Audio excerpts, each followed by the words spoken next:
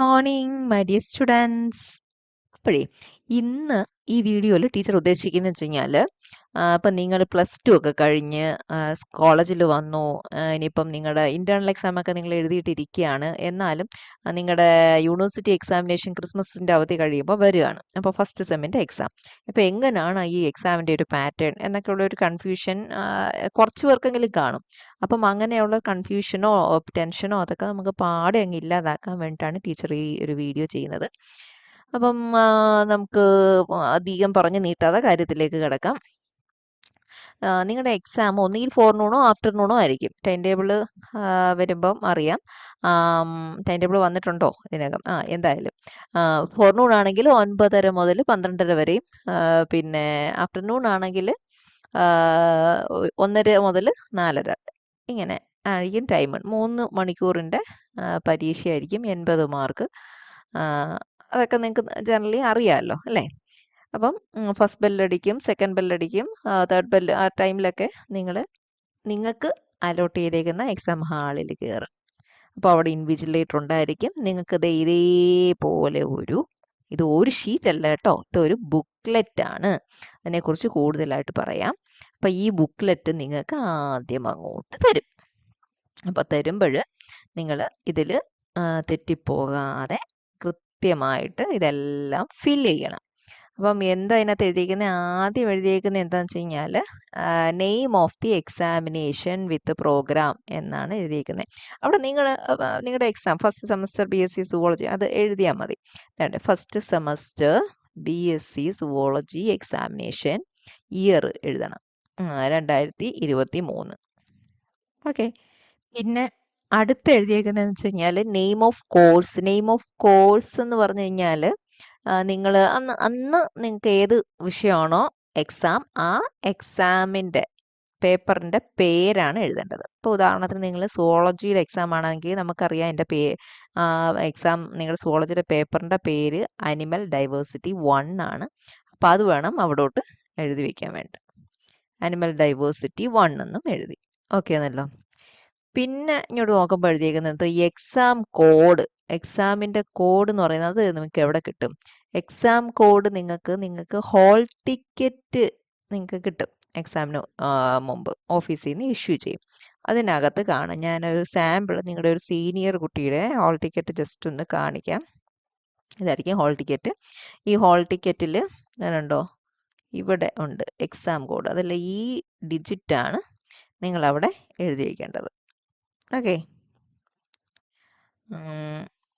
അത് നിങ്ങൾ ഇവിടോട്ട് എഴുതണം വൃത്തിയായിട്ട്, ഓരോ ഡിജിറ്റ്. അപ്പോൾ 2, 3 അങ്ങനെ ഓരോ ഡിജിറ്റ് അതേപോലെ ഏത് പാറ്റേണിലാണോ അത് എഴുതിയേക്കുന്നത് ആ രീതിയിൽ എഴുതണം എക്സാം കോഡ്. അത് കഴിഞ്ഞിട്ട് കോഴ്സ് കോഡ് കൊടുത്തിട്ടുണ്ട്. കോഴ്സ് കോഡും നിങ്ങൾക്ക് ഹോൾ ടിക്കറ്റിൽ തന്നെ കിട്ടും. ഞാൻ കാണിക്കാം. നിൽക്കുക ഒരു സെക്കൻഡ്. ഹോൾ ടിക്കറ്റ് എടുക്കട്ടെ. ഇതാണ്ട് ഇവിടെ നോക്കുമ്പോഴത്തേക്ക് ഇതുണ്ട് കേട്ടോ, കോഴ്സ് കോഡ്. അപ്പം നിങ്ങൾക്ക് ഉദാഹരണത്തിന് ഇത് നിങ്ങളുടെ സീനിയർ കുട്ടിയുടെ ഹോൾ ടിക്കറ്റ് ആയിട്ടാണ് പേപ്പറിൻ്റെ പേര് വേറെ കിടക്കുന്നത്. അപ്പോൾ നിങ്ങളുടെ അന്നത്തെ എക്സാമിൻ്റെ പേപ്പർ ഏതോ അതിൻ്റെ നേരെ കാണും അതിൻ്റെ കോഴ്സ് കോഡ്. അപ്പം ആ കോഴ്സ് കോഡ് എവിടെ എഴുതും? ഇവിടോട്ട് എഴുതും തെറ്റാതെ. പിന്നെ അത് കഴിഞ്ഞിട്ട് കിടക്കുന്നുണ്ടോ ഡേറ്റ് ഓഫ് എക്സാമിനേഷൻ. ഇവിടെ ഏത് ദിവസമാണ്? ഉദാഹരണത്തിന് നിങ്ങൾക്ക് 17-ാം തീയതി, അത് മാഗ്നിഫൈ ചെയ്ത് വെച്ചേക്കുന്നുണ്ട്. അപ്പം ഡേറ്റ് കൃത്യമായിട്ട് ഇവിടോട്ട് എഴുതണം. എന്താ 17-ാം തീയതി 17/1/2024 ഫോർനൂൺ ആണോ ആഫ്റ്റർനൂൺ ആണോ എന്നുള്ളത് അവിടെ ഇപ്പം രാവിലെ ആണെങ്കിൽ നിങ്ങൾ ആഫ്റ്റർനൂൺ അങ്ങ് വെട്ടിക്കളയണം. ടൈം അന്നേരം എങ്ങനെ എഴുതും? 9:30 മുതൽ 9:30, 12:30 അങ്ങനെ എഴുതണം. ഓക്കെ. പിന്നെ ഉള്ള ഈ ഒരു സ്പേസ് നിങ്ങളൊന്നും ചെയ്യണ്ട. അവിടെ ചെയ്യുന്ന ആരാ? നിങ്ങൾ എഴുതിയേക്കുന്ന ആൻസേഴ്സിന് മാർക്ക് ഇടുന്ന ടീച്ചേഴ്സിന് മാർക്ക് ഇടാനുള്ള സ്പേസാണ്. ഇവിടെ ഒന്നും ചെയ്യരുത്. ഓക്കെ. പിന്നെ ഇങ്ങോട്ട് വരുമ്പോൾ കണ്ടോ ഈ ഒരു ഏരിയയിലും നിങ്ങൾ ഫില്ല് ചെയ്യണം. ഇപ്പോൾ ശ്രദ്ധിച്ചുണ്ടോ ഇവിടെ ഇങ്ങനെ ഒരു ഡോട്ടഡ് ലൈൻ? അതെന്ന് പറയുന്നത് നിങ്ങൾ പരീക്ഷ എഴുതി നിങ്ങളുടെ പേപ്പർ യൂണിവേഴ്സിറ്റി ചെല്ലുമ്പം ഇവിടുന്ന് അവരങ്ങ് ഈ ഭാഗത്തുനിന്ന് സോറി എന്തേ ഈ ഭാഗത്തുനിന്ന് അവർ കീറി എടുക്കും. നിങ്ങളുടെ ഡീറ്റെയിൽസ്, പേഴ്സണൽ ഡീറ്റെയിൽസ് എല്ലാം കീറി മാറ്റിയിട്ട് ഒരു ഫാൾസ് നമ്പറൊക്കെ ഇട്ടാണ് പേപ്പർ നോക്കാൻ ടീച്ചേഴ്സിൻ്റെ കയ്യിൽ കിട്ടുന്നത്. അതുകൊണ്ട് ആരുടെ പേപ്പർ, ഏത് കോളേജിലെ പേപ്പർ എന്നൊന്നും ആർക്കും വാല്യൂ ചെയ്യുന്ന ടീച്ചേഴ്സിന് അറിയാൻ പറ്റത്തില്ല. അപ്പോൾ ഇവിടെ നിങ്ങൾ നേരത്തെ പറഞ്ഞു കൊടുക്കുക, ഇവിടെ first semester BSc zoology examination എഴുതണം. നെയിം ഓഫ് ദ കോഴ്സ്, അന്നത്തെ സബ്ജക്റ്റ് ഏതാണെന്ന് വെച്ചാൽ അത് എഴുതണം. ഇനി ഏറ്റവും പ്രധാനം ഉണ്ടോ, ഇവിടെ നിങ്ങൾ നിങ്ങളുടെ രജിസ്റ്റർ നമ്പർ എഴുതണം. രജിസ്റ്റർ നമ്പർ എവിടെയാണ് എന്നുള്ളത് ഞാൻ കാണിച്ചു തരാം. ഹോൾ ടിക്കറ്റ് ഒന്ന് എടുക്കട്ടെ എന്നോടെ. ഉണ്ട്, ഇതാണ് നിങ്ങളുടെ രജിസ്റ്റർ നമ്പർ. ഈ രജിസ്റ്റർ നമ്പർ അവിടോട്ട് എഴുതി വയ്ക്കണം. എവിടോട്ട്, എങ്ങനെയാണ്, ഓരോ ഡിജിറ്റായിട്ട് എഴുതണം. ആദ്യം ഫിഗേഴ്സിൽ എഴുതണം, പിന്നെ അത് വേർഡ്സിൽ. വേർഡ്സ് എന്ന് പറയുമ്പോഴത്തേക്ക് 2 ആണ്, TWO, അങ്ങനെ വേർഡ്സിലും എഴുതണം. ഇതിൻ്റെ ഇടയ്ക്ക് ക്വസ്റ്റ്യൻ പേപ്പർ കോഡ് എന്ന് പറഞ്ഞുകൊണ്ട് ഇവിടെ ഒരു സ്പേസ് ഉണ്ടായിരുന്നു, അത് ഞാൻ പറയാൻ വിട്ടുപോയി കേട്ടോ. Question paper code, register number, ഇത് രണ്ടും വളരെ വളരെ പ്രധാനപ്പെട്ടതാണ്. നിങ്ങൾ ഒരു കാരണവശാലും എഴുതാൻ വിട്ടുപോകരുത്. ക്വസ്റ്റ്യൻ പേപ്പർ, നിങ്ങൾ ഏത് ക്വസ്റ്റ്യൻ പേപ്പറിനനുസരിച്ചിട്ടാണ് ആൻസർ എഴുതിയേക്കുന്നത് എന്ന് കണ്ടുപിടിക്കാനുള്ള കോഡാണ്. അപ്പോൾ അത് മറന്നു പോകല്ലേ, രണ്ടിടത്ത് എഴുതേണ്ടി വരും ക്വസ്റ്റ്യൻ പേപ്പർ കോഡ്. ഈ ക്വസ്റ്റ്യൻ പേപ്പർ കോഡ് നമുക്ക് എവിടെ കിട്ടുമെന്ന് വെച്ച് കഴിഞ്ഞാൽ, നമ്മുടെ ക്വസ്റ്റ്യൻ പേപ്പറിലാണ് ആ കോഡ്. ഒരു സാമ്പിൾ ക്വസ്റ്റ്യൻ പേപ്പർ ഞാൻ കാണിച്ചു തരാം. ഉണ്ടോ, ക്വസ്റ്റ്യൻ പേപ്പറിൽ ഈ കിടക്കുന്ന ഇതാണ് ക്വസ്റ്റ്യൻ പേപ്പർ കോഡ്. അത് നിങ്ങൾ എവിടോട്ട് എഴുതി വയ്ക്കണം, ഇതാ ഇവിടോട്ട് ക്വസ്റ്റ്യൻ പേപ്പർ കോഡിലോട്ട് എഴുതി വെക്കണം. അതേപോലെ ഇവിടെയും ക്വസ്റ്റ്യൻ പേപ്പർ കോഡുണ്ട്, അതേ സെയിം സാധനം. കോഴ്സ് കോഡ് ഞാൻ കാണിച്ചു തന്നായിരുന്നല്ലോ, അത് എഴുതണം. എക്സാമിനേഷൻ കോഡും കാണിച്ചു തന്നു, ഹോൾ ടിക്കറ്റിലാണുള്ളത്. ഡേറ്റ്, കാര്യങ്ങളെല്ലാം ഇവിടെ എഴുതി ഇങ്ങനെ നിങ്ങൾ സമാധാനമായിട്ടിരിക്കുമ്പോൾ ബെല്ലടിക്കും, ഒരു പ്രെയർ ബെല്ലടിക്കും. അത് കഴിഞ്ഞിട്ട് ക്വസ്റ്റ്യൻ പേപ്പർ നിങ്ങൾക്ക് ഇഷ്യൂ ചെയ്യും. ക്വസ്റ്റ്യൻ പേപ്പർ കിട്ടിയാൽ ഉടനെ എന്തോ ചെയ്യണം, നിങ്ങളുടെ പേരും രജിസ്റ്റർ നമ്പറും ക്വസ്റ്റ്യൻ പേപ്പറിൽ എഴുതി വെക്കണം. വേറെ ഒന്നും അതിനകത്ത് എഴുതരുത്. ഇന്ന ക്വസ്റ്റ്യൻ്റെ ആൻസർ ഇതാണല്ലോ എന്ന് പറഞ്ഞിട്ട് അവിടെ നിന്ന് മാർക്ക് ചെയ്ത് വെക്കുക. അല്ലെങ്കിൽ അവിടെ ഇരുന്നിപ്പോൾ ഒരു ചിന്തിച്ചപ്പോൾ ഒരു പടം വരയ്ക്കണമെന്ന് തോന്നി, ആ ക്വസ്റ്റ്യൻ പേപ്പറിൻ്റെ സൈഡിൽ ഒരു പടം വരച്ചു. ഇതൊക്കെ വരച്ചു വെച്ച് കഴിഞ്ഞാൽ ഉണ്ടല്ലോ, സ്ക്വാഡ് വന്നു കഴിഞ്ഞാൽ അല്ലെങ്കിൽ ഇൻവിജിലേറ്റർക്ക് വേണമെങ്കിൽ മാൽ പ്രാക്ടീസ് ആണെന്ന് പറഞ്ഞ് നിങ്ങളുടെ എക്സാം തന്നെ ക്യാൻസൽ ചെയ്യാൻ പറ്റും. അപ്പം അങ്ങനത്തെ ഒരു രീതിയിലുള്ള വർക്കും ഏതിനകത്ത് ചെയ്യരുത്, നിങ്ങളുടെ ക്വസ്റ്റ്യൻ പേപ്പറിൽ ചെയ്യരുത്. ക്വസ്റ്റ്യൻ പേപ്പറിൽ എന്ത് മാത്രം എഴുതണം, നിങ്ങളുടെ പേരും രജിസ്റ്റർ നമ്പരും മാത്രം എഴുതണം. ഇനി രജിസ്റ്റർ നമ്പർ കുറച്ച് നിങ്ങൾ നോക്കുമ്പോൾ കുറച്ച് നമ്പേഴ്സ്, സെറ്റ് ഓഫ് നമ്പേഴ്സ്, ആ സെറ്റ് ഓഫ് നമ്പേഴ്സ് എന്താണെന്നും കൂടെ നമ്മൾക്ക് മനസ്സിലാകണം. അത് ഞാനൊരു ഉദാഹരണത്തിനൊരു രജിസ്റ്റർ നമ്പർ, ഒരു കുട്ടിയുടെ രജിസ്റ്റർ നമ്പറാണ് എടുത്തേക്കുന്നത്. അപ്പോൾ ഈ നമ്പർ നോക്കുമ്പോൾ ഇതിനകത്ത് ഈ ആദ്യത്തെ 3 അക്കം എന്ന് പറയുന്നത് നിങ്ങളുടെ സബ്ജക്റ്റ് സുവോളജി അല്ലേ, സുവോളജി, അതാണ് നിങ്ങളുടെ പ്രോഗ്രാം. ആ പ്രോഗ്രാമിൻ്റെ നമ്പരാണ്. നിങ്ങൾ ഡിഗ്രിക്ക് സുവോളജിയാണ് ചെയ്യുന്നത് എന്നുള്ള ആ പ്രോഗ്രാമിൻ്റെ നമ്പറാണ് 250. പിന്നെ 22 എന്ന് പറയുന്നത് നിങ്ങൾ ഏത് വർഷമാണ് അഡ്മിഷൻ എടുത്തത്, year of admission, year of അഡ്മിഷനാണ് അത്. ഇപ്പം നിങ്ങളുടെ കേസിലാണെങ്കിൽ ഇപ്പോൾ 23 വരും. പിന്നെ ഇതെന്ന് പറയുന്നത് നമ്മുടെ കോളേജിൻ്റെ കോഡാണ് 126, കോളേജിൻ്റെ കോഡാണ്. പിന്നെ ലാസ്റ്റിലൊരു 3 അക്കം വരുന്നുണ്ട്, ഇതാണ് നിങ്ങളുടെ നമ്പർ 013. ഇപ്പം 001, 002 അങ്ങനെ പറഞ്ഞു തുടങ്ങും. ഇത് 13th നമ്പറുള്ള ഒരു കുട്ടിയുടെ രജിസ്റ്റർ നമ്പറാണ്. അപ്പോൾ രജിസ്റ്റർ നമ്പർ എന്താണ്, അതിനകത്ത് ഓരോ ഡിജിറ്റ്സും എന്തിനെ സൂചിപ്പിക്കുന്നു എന്നുള്ളത് ഇപ്പോൾ ക്ലിയർ ആയല്ലോ അല്ലേ. ഓക്കെ, അപ്പോൾ അത്രയൊക്കെ എഴുതിയിട്ട് നിങ്ങൾ നല്ല പഠിച്ച് മിടുക്കരായിട്ടാണ് വന്നേക്കുന്നത്. എല്ലാ ക്വസ്റ്റ്യൻസ് ആൻസർ ചെയ്യുമ്പോൾ കഴിവതും ഓർഡറിൽ തന്നെ എഴുതാൻ നോക്കുക. പിന്നെ 1 മാർക്ക് ക്വസ്റ്റ്യൻ ഉണ്ട്, 4 മാർക്ക് ക്വസ്റ്റ്യൻ ഉണ്ട്, നിങ്ങൾക്ക് 2 മാർക്ക് ക്വസ്റ്റ്യൻ ഉണ്ട്, പിന്നെ 15 മാർക്ക് ക്വസ്റ്റ്യൻ ഉണ്ട്. അപ്പോൾ ഒരു 4 മാർക്ക് ക്വസ്റ്റ്യൻ ഒക്കെ വരുമ്പോൾ പറ്റുന്നിടത്തൊക്കെ പിക്ചറൊക്കെ കൊടുത്ത് പിന്നെ പോയിൻറ്റ്സിൻ്റെ അടിയിലൊക്കെ ലൈൻ ചെയ്ത് നിങ്ങൾ എഴുതാൻ ശ്രമിക്കണം കേട്ടോ. അത് കഴിഞ്ഞിട്ട് ഈ ബുക്ക്ലെറ്റ് ഞാൻ കാണിച്ചു തരാം. ഈ ബുക്ക്ലെറ്റിൻ്റെ ഇപ്പുറത്തെ താളിൽ കുറേ ഇൻസ്ട്രക്ഷൻസ് ഉണ്ട്. എക്സാം എങ്ങനെ എഴുതണമെന്നുള്ളത്. അത് ജസ്റ്റ് ഞാനൊന്ന് കാണിച്ചു തരാം. ഇത് ഇപ്പുറത്തെ താൾ മറിക്കുമ്പോൾ ഉള്ള ഡീറ്റെയിൽസ്. ആരും അത് വായിച്ച് നോക്കാറൊന്നുമില്ല. ഇപ്പം ഇങ്ങനെ വീഡിയോ ചെയ്യുന്നതുകൊണ്ട് ഞാനതെല്ലാം ഒന്ന് പറയാം. അപ്പം നമ്മളിപ്പോൾ കണ്ട ഡീറ്റെയിൽസ് എല്ലാം കൃത്യമായിട്ട് എഴുതണം. പിന്നെ ക്വസ്റ്റ്യൻ നമ്പർ ഇടുന്നത് അതൊക്കെ അറിയാവുന്നേ അല്ലേ നിങ്ങൾക്ക്? എന്തോ ക്വസ്റ്റ്യൻ നമ്പർ എന്ന് പറയുമ്പം നമ്മൾ ഇപ്പോൾ മാർജിൻ ആണെങ്കിൽ മാർജിൻ്റെ ഈ ഭാഗത്തായിരിക്കണം ക്വസ്റ്റ്യൻ നമ്പർ. അല്ലാതിരുന്ന നമ്പരെല്ലാം ഈ മാർജിൻ്റെ റൈറ്റ് സൈഡിൽ വരണം. അപ്പോൾ എന്നൊക്കെ പറഞ്ഞ് നമ്മൾ പോയിൻ്റൊക്കെ അങ്ങനെയൊക്കെ എഴുതത്തില്ലേ, അത് ഓക്കെ, അതാ പറഞ്ഞത്. അപ്പം അതാണ് ഈ രണ്ടാമത്തെ കാര്യം. പിന്നെ ക്വസ്റ്റ്യൻ പേപ്പറിൽ അതേ നമ്പർ ആയിരിക്കണം. ചിലപ്പോൾ രണ്ടാമത്തെ ക്വസ്റ്റ്യൻ ആൻസർ നിങ്ങൾ എഴുതുമ്പോൾ 3 ഇതൊക്കെ അറിയാമല്ലോ കാര്യങ്ങൾ. പിന്നെ കോഴ്സ് കോഡ് എഴുതുമ്പോൾ അത് നമ്മുടെ ഹോൾ ടിക്കറ്റിലെ പാറ്റേണിൽ തന്നെ എഴുതണം. അതാണ് ഇവിടെ പറഞ്ഞിരിക്കുന്നത്. രജിസ്റ്റർ നമ്പർ എഴുതേണ്ട രീതി. പിന്നെ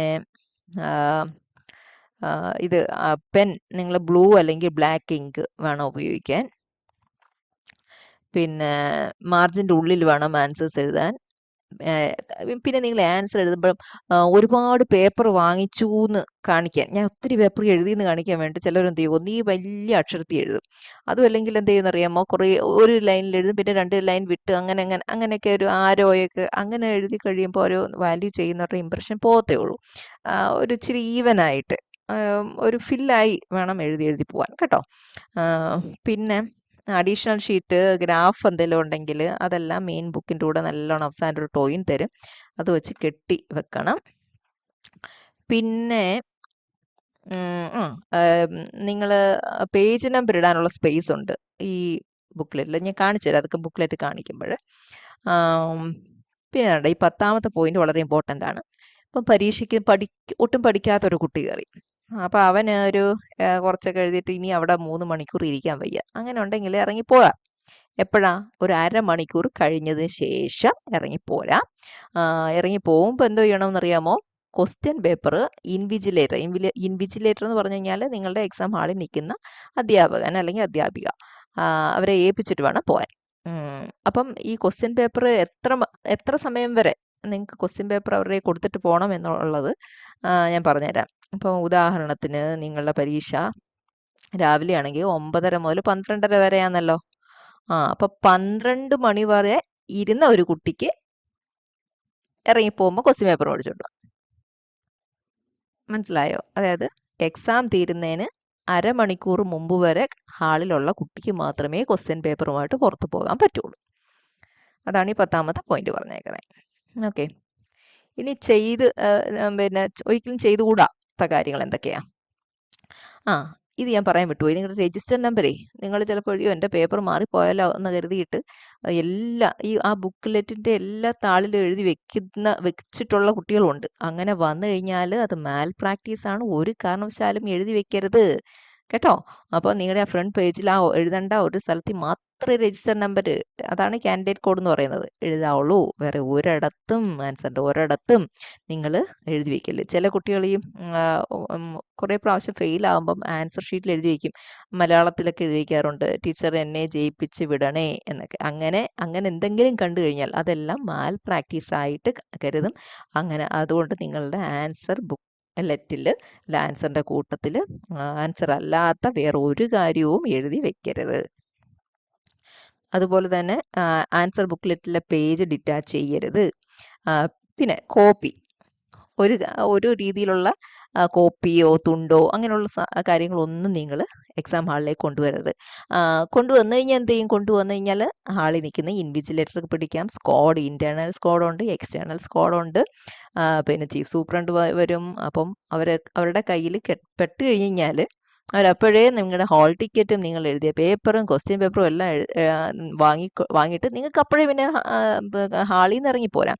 പിന്നെ പ്രത്യേകിച്ച് നിങ്ങൾക്ക് ഒരു കാര്യവും ചെയ്യേണ്ട, പിന്നെ നിങ്ങൾക്ക് പരീക്ഷയെ എഴുതേണ്ട, പിന്നെ എല്ലാം യൂണിവേഴ്സിറ്റി ചെയ്തോളും. പിന്നെ യൂണിവേഴ്സിറ്റി എപ്പോഴെങ്കിലും പറയുമ്പോൾ പിന്നെ അടുത്ത എക്സാം എഴുതാൻ പറ്റുള്ളൂ. മനസ്സിലായോ? കാര്യം പറഞ്ഞോ? ഞാൻ തമാശയായിട്ട് പറഞ്ഞെങ്കിൽ. അപ്പം നിങ്ങളുടെ വർഷങ്ങൾ നഷ്ടപ്പെടും. ഒരു തരത്തിലുള്ള മാൽ പ്രാക്ടീസിനും പോകരുത്. നമ്മൾ നമുക്ക് പഠിക്കാനുള്ള പോർഷൻസ് കൃത്യമായിട്ട് പഠിച്ചുകൊണ്ട് വരിക, അറിയാവുന്നത് എഴുതി വയ്ക്കുക.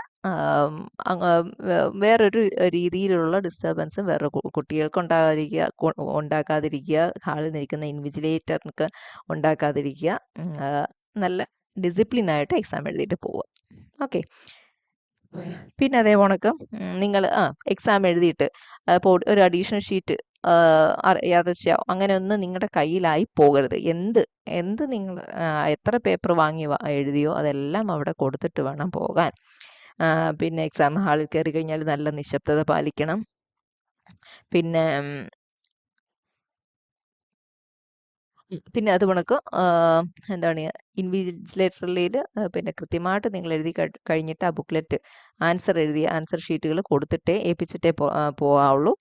പിന്നെ ഇത് do not smoke inside the examination hall. അത് ഓക്കെ, അതിൻ്റെ കൂട്ടത്തിൽ ഒരു ഇൻസ്ട്രക്ഷൻ. പിന്നെ നിങ്ങൾ സ്മാർട്ട് വാച്ചോ മൊബൈൽ ഫോണോ ഒന്നും കൊണ്ടുവരരുത്. ഈ മാൽപ്രാക്ടീസ് ആയിട്ട് കരുതുവേ നിങ്ങൾ ഈ സ്മാർട്ട് വാച്ച് ചിലപ്പം വിട്ടുപോകും, ശ്രദ്ധിക്കത്തില്ല. അപ്പം അങ്ങനെ എന്തെങ്കിലും കയ്യിലുള്ളതായിട്ട് ശ്രദ്ധയിൽപ്പെട്ട് കഴിഞ്ഞാൽ അത് മാൽപ്രാക്ടീസ് ആയിട്ടാണ് കരുതുന്നത്. പിന്നെ ഹോൾ ടിക്കറ്റിലും ആവശ്യമില്ലാതെ ഒന്നും എഴുതരുത്. ക്വസ്റ്റ്യൻ പേപ്പറിലെ കാര്യം ഞാൻ പറഞ്ഞു, ഒന്നും നമ്മൾ എഴുതരുത്. പിന്നെ രജിസ്റ്റർ നമ്പർ വേറെ എങ്ങും എഴുതരുത്. ഇതൊക്കെയാണ്. ഇനി ഏതാണ്ട് ഇതിൻ്റെ താഴെ ഒരു സ്പേസ് ഉണ്ട്. ഇത് ആരും അങ്ങനെ ചെയ്യാറില്ല, അത്ര അങ്ങ് മാൻഡേറ്ററി ഒന്നും അല്ല. പിന്നെ ഞാൻ എന്താ സംഭവം എന്ന് ഞാൻ പറഞ്ഞുതരാം. ഇത് നിങ്ങൾ ഈ ബുക്ക്ലെറ്റ് 22 പേജുള്ള ബുക്ക്ലെറ്റാണ്. അപ്പം ഈ ബുക്ക്ലെറ്റിൽ എഴുതി തീർന്ന് ഇനിയും എഴുതാനുണ്ട്. അപ്പോൾ അഡീഷണൽ ഷീറ്റ് മേടിക്കത്തില്ലേ, ആ അഡീഷണൽ ഷീറ്റിന് ഓരോ നമ്പറുണ്ട്, അതിനോരോ സീരിയൽ നമ്പറുണ്ട്. അപ്പം അത് എഴുതാനുള്ള സ്പേസ് ആണ്. അപ്പം അത് മേടിക്കുമ്പോൾ എഴുതിയാൽ ആരും അങ്ങനെ എഴുതി ഞാൻ കണ്ടിട്ടില്ല. എഴുതിയാൽ നല്ലത്. അപ്പോൾ എല്ലാം കൃത്യമായിട്ട് പാലിക്കുന്ന ഒരു കുട്ടിയാണെന്ന് കരുത്. അതാണ് ആ ഒരു ഏരിയ. ഓക്കെ. അപ്പോൾ ഇതാണ് നിങ്ങളുടെ സാമ്പിൾ ബുക്ക്ലെറ്റ്. അപ്പം ഞാനതൊന്ന് കാണിക്കാൻ നോക്കിക്കോ. 22 പേജാണ് ഉള്ളത്. ഇതാ ഇൻസ്ട്രക്ഷൻസ് അവിടെ കണ്ടത്. അപ്പോൾ ഇങ്ങനെ കണ്ടോ, ഇതിലെല്ലാം പേജ് നമ്പർ എഴുതാൻ സ്പേസ് ഉണ്ട്. നിങ്ങൾ എഴുതി പോകുമ്പോൾ തന്നെ പേജ് നമ്പർ ഇട്ട് പോയാൽ അവസാനം പിന്നെ കിടന്ന് ധൃതി പിടിക്കണ്ട. എത്ര പേജ് എഴുതിയെന്ന് നമ്മൾ ഫ്രണ്ടിൽ എഴുതണം, എത്ര പേജിൽ കണ്ടോ. അങ്ങനെ 22 പേജുണ്ട്, ടു ആൻഡ് ഫ്രോ ആയിട്ട്, means front ബാക്കുമായിട്ട്.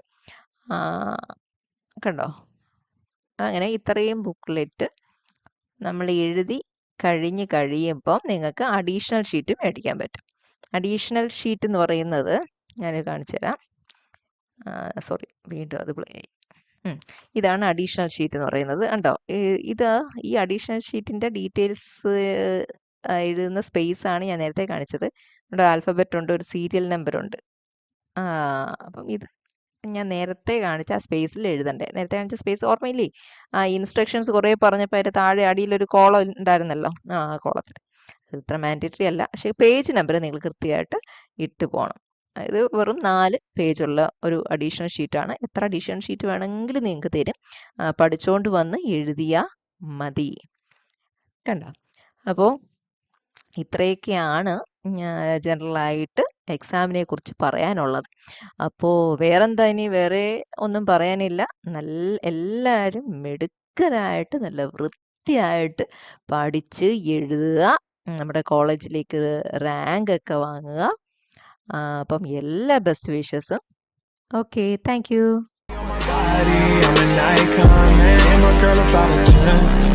I should fuck her in the Benz.